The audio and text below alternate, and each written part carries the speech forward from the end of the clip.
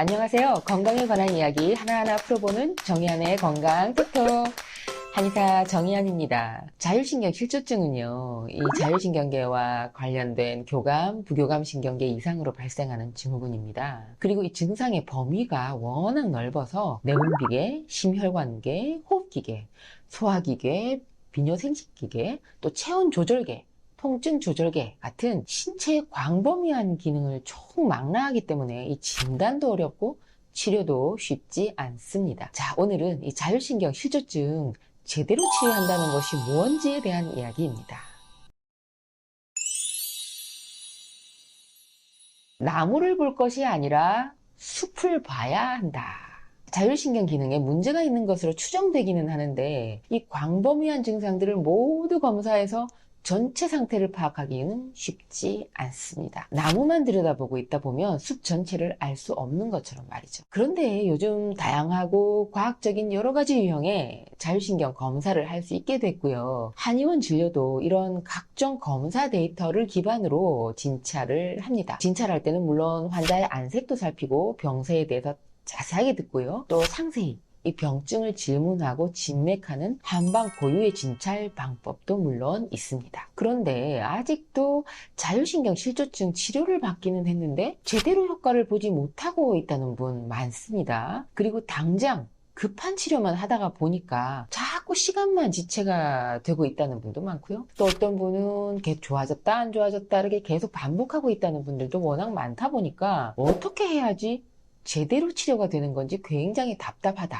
결국은 치료가 안 되는 거 아닌가 이렇게 생각을 한다는 분들이 많더라고요. 자율신경 실조 치료를요, 장기간 하게 되는 경우는 이걸 당장 증상 개선에만 목적을 두고 증상 하나하나만 조절하는 이 대증 치료하면서 그냥 시간 보내는 경우가 가장 많습니다. 워낙 증상들이 많아서 뭐 어느 거 하나 가벼운 것이 없죠. 환자 입장에서는 정말 하나하나 즉시 즉각 증상을 없애고 싶은 마음이 사실이죠. 그러다 보니까 수면 유도제, 수면제, 신경 안정제, 진통제, 소화제, 정장제 이런 약물들 또는 주사제 이런 것들 여러 가지로 복용하고 주사 맞으면서 버티게 되는데요. 이렇게 조절하다 보면 나중에는 이런 약이나 주사의 효능을 제대로 발휘하지 못하게 되고요. 결국은 더 실망스럽죠. 그래서 이 대증 치료에 치중하느라고 소모한 시간을 되돌릴 수는 없다는 거죠.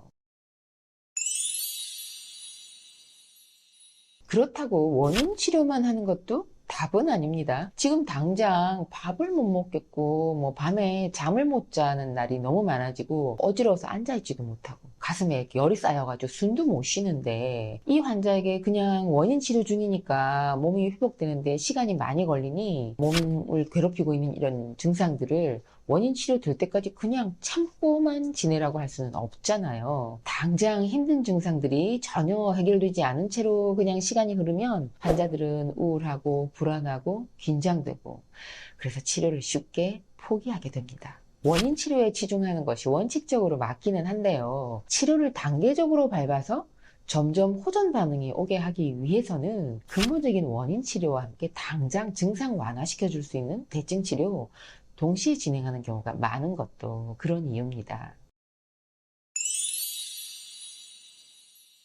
대증 치료, 원인 치료 이런 거 상관없이 어떻게든 치료가 잘 되고 빠른 효과를 보기 위해서는요.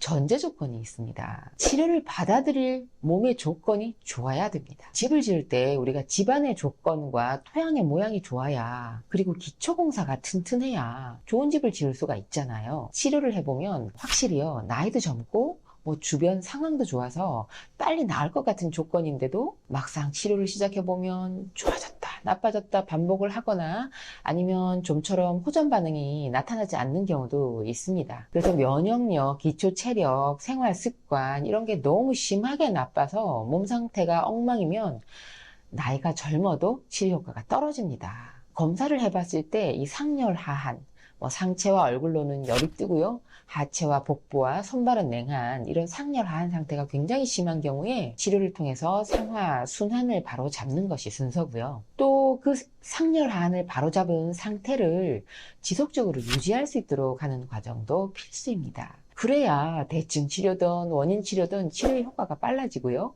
치료 효과가 오래 유지될 수가 있는 거죠. 그럼 재발하지 않으려면 어떻게 해야 할까요? 자율신경 실조는 이 치료의 속도나 효과 면에서도 몸의 구조와 컨디션, 그리고 면역력, 원기를 회복하는 기초 치료가 치료의 효율을 좌우하고요. 또 재발도 예방할 수 있는 방법입니다. 특히 이 배우자나 가족과의 갈등으로 인한 이 스트레스로 유발된 자율신경 실조는 치료가 끝난 뒤에도 이 상황이 바뀔 수가 없는 경우잖아요. 이런 경우는 이 치료 과정을 통해서 회복된 신체의 이 수승 화강 상태를 잘 유지하는 것이 중요합니다. 자율신경 실조가 재발되는 것은 수승 화강 상태가 다시 무너졌을 때 발생하기 때문이죠. 그래서 저는 이 치료를 완전히 마무리한 환자라 하더라도 일정 간격을 두고 정기 검진을 위해 진찰 받으러 오게 하고 있습니다. 몸의 상태를 잘 유지하고 있는지 여부를 확인하기 위해서인데요. 환자 입장에서는 이렇게 정기 점검을 주기적으로 받으면서 본인의 몸과 마음을 그리고 또 정신을 다시 한번 돌아볼 수 있는 계기가 되어서 좋고요. 오늘 영상은 자율신경 실조 재발되지 않으려면 어떻게 해야 할지를 살펴봤는데요. 첫 번째, 나무를 볼 것이 아니라 숲 전체를 봐야 한다. 두 번째, 대증 치료냐 원인 치료냐 그 한계가 있다는 거. 세 번째, 기초가 튼튼해야 치료도 잘 된다는 점. 네 번째, 재발하지 않으려면 이런 내용으로 살펴봤습니다. 자, 오늘 영상 보신 분들, 자율신경 실조로 고생하시는 분들, 그리고 환자 가족분들께 오늘 영상 도움 되셨으면 좋겠습니다.